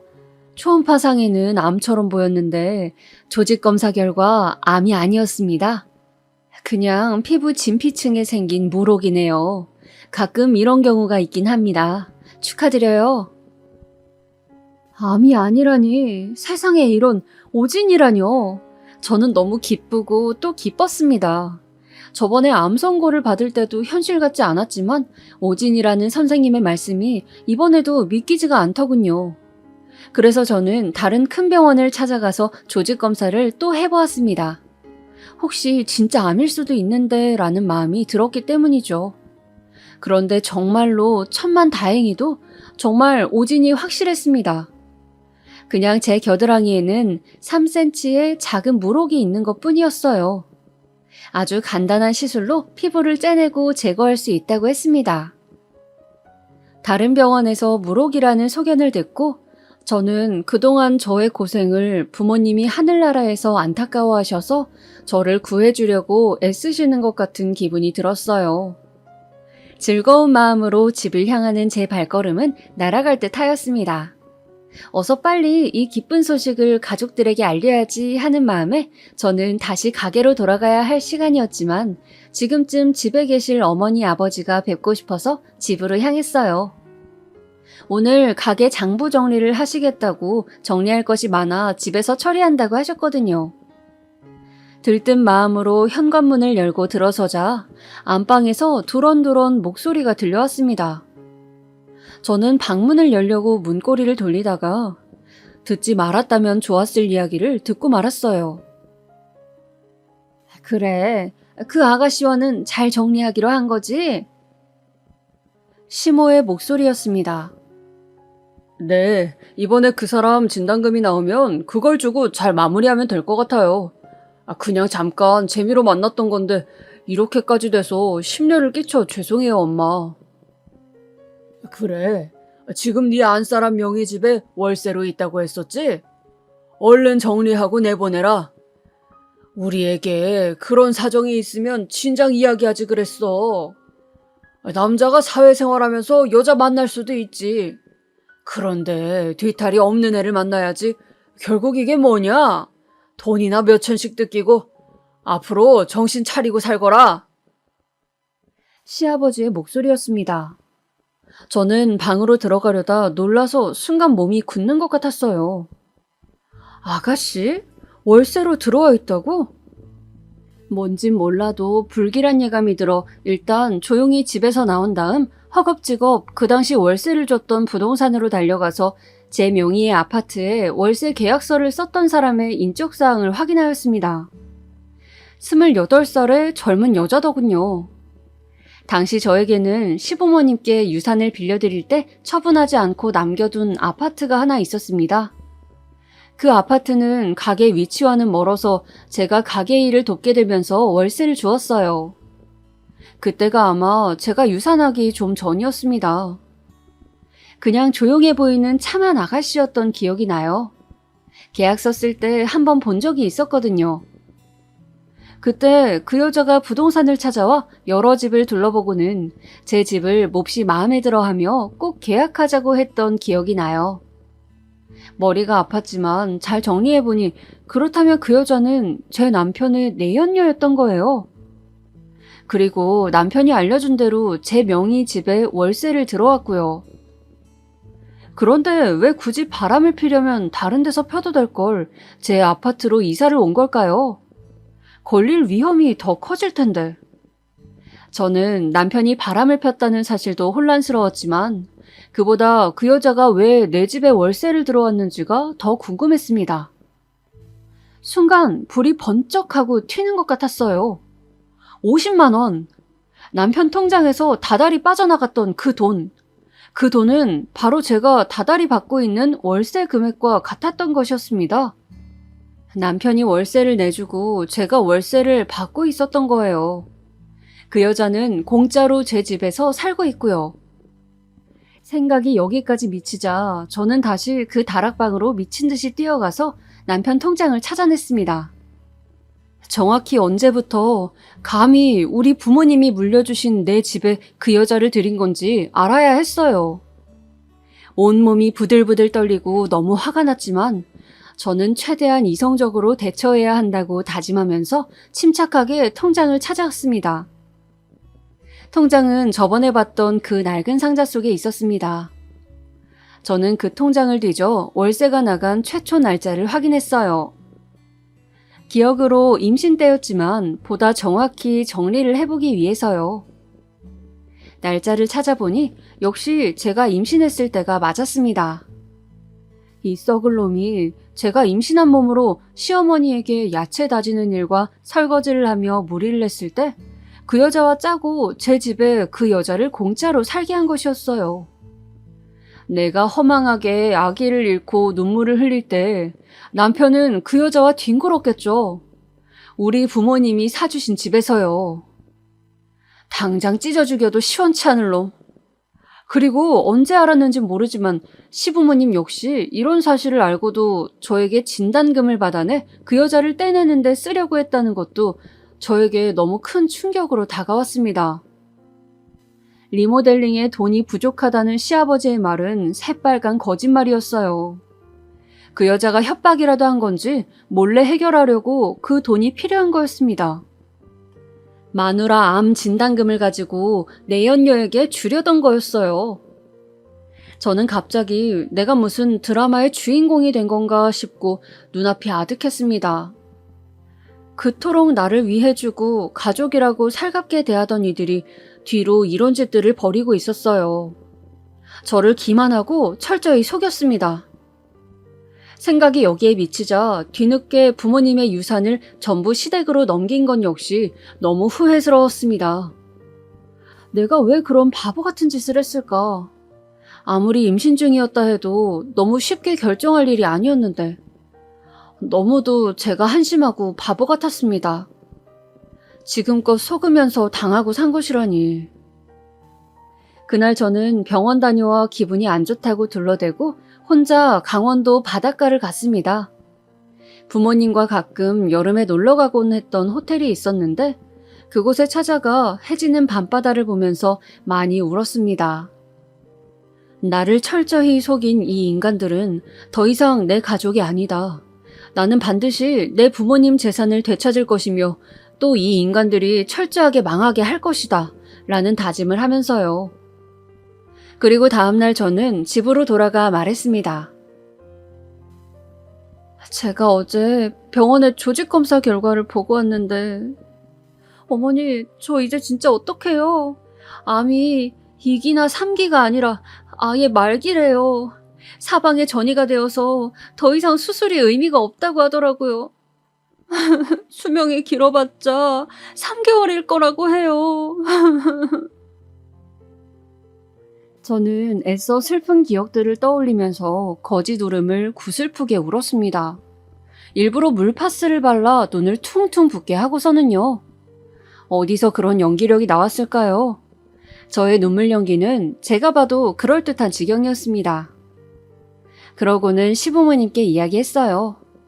실은 저희 부모님이 제 앞으로 들어놓은 종신보험이 몇 개 있다고요. 어차피 저는 한 달에서 3달 안에 죽는다고 하니 그 돈도 받아서 사업 확장에 보태 쓰라고 했습니다. 이 마당에 제가 돈이 무슨 미련이 있겠냐고 아주 슬픈 표정으로 먼 산을 바라보면서 말이죠. 시부모님은 슬픈 표정을 지은 채 사람이 죽고 사는 문제는 하늘에 달린 것이라면서 저를 위로해 주셨지만 자리가 파하고 방으로 들어가서 쉬려고 돌아서던 그때 저는 들었습니다. 제 등 뒤로 방에 들어가신 시부모님이 두런두런 종신보험에 대해 활기찬 대화를 나누는 것을요. 그 목소리는 너무나 희망에 찬 목소리였습니다. 간간히 웃음소리도 들려오더군요. 저는 저 사람들은 인간이 아니라 악마구나, 정말로 내가 큰일 날 뻔했구나 라는 생각을 했습니다. 그 후 시부모님은 저를 볼 때마다 가증스러운 눈물을 흘리며 피부치도 하나 없는 네 마지막 가는 길은 가족인 우리가 지켜줘야 하지 않겠냐고 걱정 말고 몸조리 잘하고 남은 삶 정리에만 집중하자고 하셨습니다. 당연히 식당 일도 더 이상 하지 않아도 됐고 이제 아무도 저를 건드리지 않고 모두 잘 대해주었어요. 제가 어서 빨리 죽기만 기다리면서요. 저는 그렇게 제가 곧 죽을 날을 받아놓아 아무런 미련이 없는 사람처럼 곧 막대한 돈이 생긴다는 생각에 꿈에 부풀어서 그 인간들이 방심하는 틈을 타서 차근차근 제 복수 계획을 실행해 나갔습니다. 일단 아무것도 모르는 척 제 아파트로 다짜고짜 찾아갔어요. 띵동 하고 초인종을 누르자 그 여자가 문을 열더군요. 확 머리채를 잡아버릴까 하다가 이렇게 싱겁게 끝낼 수는 없다는 생각에 저는 그 여자에게 저 집주인인 거 아시죠? 하고 곧 다음 달이 기한이니까 집을 비워달라고 부탁했어요. 그 여자는 갑자기 제가 뭘 알고 찾아왔나 싶어 놀라더니 집을 비워달라고만 하니까 모르고 왔나 보다 싶었는지 셀쭉하게 알았다고 어차피 이 집에서 계속 살 생각 없었다고 하더군요. 보증금 잘 돌려받고 나갈 거라면서요. 그렇게 그 여자의 쌍판을 확인한 후 저는 변호사 사무실로 가서 이런 경우 내가 어떻게 보상을 받을 수 있는지를 알아봤어요. 변호사 말이 간통은 없어졌어도 내연녀에게 정신적 피해 보상을 요구할 수는 있다고 하더라고요. 최대한 증거를 많이 수집하라는 말도 함께요. 저는 흥신소를 이용해서 남편과 그년의 더러운 짓거리에 대한 증거들을 차곡차곡 모았습니다. 이혼 소송에 반드시 승리할 다짐을 하면서요. 그 여자의 직업도 약간 도움이 되었는데 그 여자는 학교 행정실에서 일하는 교육 공무원이었습니다. 공무원은 품위 유지 조항이 있기 때문에 바람을 폈다가 걸리면 징계를 먹거나 심하게는 파면까지 될 수 있다고 했어요. 저는 증거를 모으며 그 여자의 직장에 어떤 식으로 이 폭탄을 터뜨려 망하게 해줄까 열심히 계획을 짰습니다. 물론 남편과 시부모님 앞에서는 다 죽어가는 시한부 연기를 하면서요. 제가 곧 죽을 거라 생각해서인지 다들 제가 식당도 안 나오고 뭘 하고 다니는지 매일 어디를 가는지 관심도 거의 두지 않았어요. 그리고 저는 부모님의 재산을 남길 때 시부모님이 써주신 차용증을 장롱 속에서 찾아내서 법적 효력을 알아보았습니다. 당시에 약식이었지만 공증을 받아두었기 때문에 돈을 빌려줬다는 것은 증명이 된다고 했어요. 돈과 관련된 부분은 항상 공증을 받으라고 알려주신 아빠가 새삼 생각나는 날이었습니다. 어느덧 그 여자가 집을 비워줄 날짜가 되었어요. 그 여자가 쪼아대는지 남편은 차츰 초조해하는 기색으로 저를 마주칠 때마다 진단금은 어떻게 되었냐고 언제 나오는 거냐고 물어댔어요. 저는 곧 나올 거라고 진단금 나오면 바로 갖다 준다는 말만 반복하면서 기운이 없어 방에 들어가 쉬어야겠다고 자리를 계속 피해버렸습니다. 정말이지 남편과는 토할 것 같아 얼굴도 마주치고 싶지 않았거든요. 그 여자가 월세를 빼기로 한 그날 저는 남편에게 진단금을 이체하겠다고 이야기하며 출근한다는 남편을 마지막으로 잘 배웅해 주었어요. 속으로 잘 가라, 앞으로 내 인생에서 꺼져라 라고 중얼거리면서요. 그리고 아무도 없는 집에서 제 짐을 모두 챙겨서 임시로 구해둔 오피스텔에 옮겼습니다. 또 그 여자의 직장에 내용 증명을 보냈어요. 내연녀에 대한 정신적 피해 보상을 요구한다는 내용으로요. 남편에게는 내가 모든 것을 알고 있다는 사실과 우리 부모님께 받은 유산을 전부 내놓고 얌전히 이혼하라는 말을 남겼습니다. 시부모님께는 저를 그렇게 속였어도 어른들이고 너무 모질게 할 수 없어 아무 말도 남기지 못했습니다. 저는 정말 끝까지 마음이 약한 등신이었죠. 그러고 나서 전화기 전원을 꺼놓고 푹 자버렸습니다. 앞으로 제 인생은 아주 홀가분하고 즐거울 것 같다는 상상을 하면서 말이죠. 며칠간 룸서비스를 시켜 먹고 바닷가를 산책하고 책을 읽고 TV를 보면서 푹 쉬었어요. 그렇게 며칠간 잠수를 타고 나서 전화기를 켰더니 난리가 났더라고요. 그 여자는 직장에 자신의 일이 알려져 입장이 아주 곤란해졌다면서 남편한테 난리를 쳤고 남편은 어떻게 그런 일을 할 수 있냐고 저에게 장문의 문자를 남겼더군요. 이혼할 수 없다고, 당신 아픈데 내가 돌봐줘야지 무슨 이혼이냐고. 그 여자는 그냥 잠깐 바람인데 정리하는데 돈이 필요해서 당신 도움 좀 받으려 한 것뿐이었다고. 부모님도 돈이 없어 너한테 그냥 둘러댄 것이라고 말이에요. 저는 어떤 상황에서도 이 인간은 자기 입장이 중요하구나 싶어 더 이상 떨어질 정이 없었습니다. 어쩌다가 이런 인간과 결혼을 하게 되었는지 원. 정말 어디 가서 접시물에 코 박고 죽는 게 낫겠다 싶은 심정이었어요.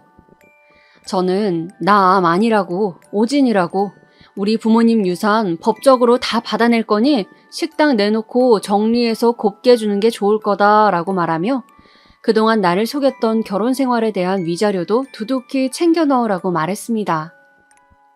이혼 소송할 거니 변호사 구하라는 말과 함께요. 시부모님이 제 거처를 수소문하고 저에게 전화를 해서 꼭 부모님 유산까지 받아야겠냐? 열심히 일해서 갚으면 안 되겠냐? 그래도 암이 아니라서 다행이다. 다시 우리 아들과 잘 살아보면 안 되겠니? 등의 사탕발림을 했지만 저는 절대 제가 어디 있는지도 다시 시작하겠다는 말도 하지 않았습니다. 나중에는 하도 시달리게 해서 변호사를 선임하여 변호사를 통해 모든 일 처리를 했습니다. 그렇게 저는 그 여자를 직장에서 쫓겨나게 만들고 남편과 시부모님을 결국 빚더미에 앉게 했죠. 저를 좋은 말로 유인하고 구워 삶아 자신들이 편한 대로 이용하려 했던 자들에게 어울리는 말로였다고 생각해요. 무엇보다 부모님이 평생 포목점을 하시며 외동딸인 저에게 물려주신 그 재산을 결국 시부모님의 식당을 처분하게 하고 남편 월급을 차압까지 해서 다시 되찾을 수 있었다는 것이 뿌듯합니다. 나중에 들려온 소식에 따르면 남편은 그 여자와 완전 악다구니를 쓰며 싸웠고 서로 주먹 다짐까지 하는 등 최악으로 끝이 났다고 합니다. 그 후로 남편은 거의 폐인이 되어 매일 술만 마신다고 하고 어머니는 원래 하시던 야채 장사를 시장에 작은 점포를 세워더 시작하셨다고 해요. 시아버지는 스트레스로 건강이 좋지 않다고 하더라고요. 얼핏 뇌경색이 오셨다고 하는 것 같더군요.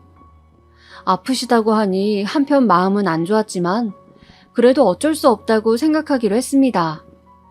저는 더 이상 그 집안 며느리가 아니니까요. 저는 돌려받은 저의 재산으로 부모님께서 포목점을 하시기 전에 살던 시골 동네에 작은 2층 집을 사서 소박한 저의 거처를 만들었습니다. 그리고 매일 아침 걸어서 20분 거리에 있는 부모님 산소에 갑니다. 평소 좋아하시던 배추전을 부쳐서 막걸리를 한 잔 하러 가기도 하고 가서 제잘제잘 이야기를 걸어드리기도 합니다. 가끔 제가 부르면 좋아하셨던 가요를 불러드리기도 해요.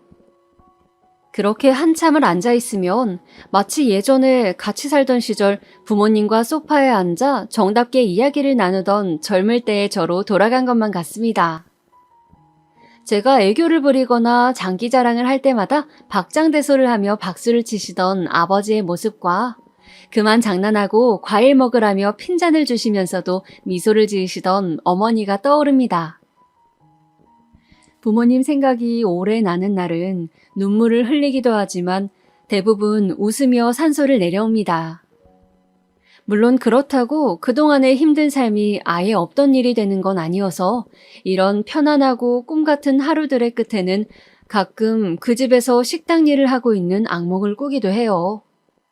그런 꿈을 꾸고 깨어나면 내 지난 과거도 꿈이라면 얼마나 좋을까 눈물이 흐르기도 합니다. 그래도 제가 살아가면서 힘들었던 모든 순간에 부모님이 항상 저를 도와주셨다는 것을 저는 믿게 되었습니다. 결국 암 진단이 오진이었던 것도 시댁에서 벗어날 수 있었던 것도 부모님의 사랑이 만들어낸 기적 같은 일이라 생각하거든요. 그래서 매일 부모님과 이야기를 나누는 시간이 즐겁고 또 한편으로는 돌아가시기 전에 못해드린 것들이 생각나 가슴이 미어지기도 해요. 부모님에 대한 격언 중에서 나무가 고요하고자 하나 바람이 그치지 않고 부모에게 효도하고자 하나 부모는 기다려주지 않는다는 말이 있던가요? 이 사연을 듣는 여러분, 부모님이 혹시 살아계신다면 꼭 자주 안부 챙기시고 맛있는 음식 같이 나눠 드시면서 항상 함께 효를 다하시길 바라겠습니다. 저처럼 돌아가신 후에 가슴 치지 마시고요. 제 이야기는 여기까지입니다. 끝까지 들어주셔서 감사합니다. 요즘 코로나가 너무 심한데 더욱 건강 잘 챙기시길 바라겠습니다. 그럼 오늘 하루도 평안하게 보내세요.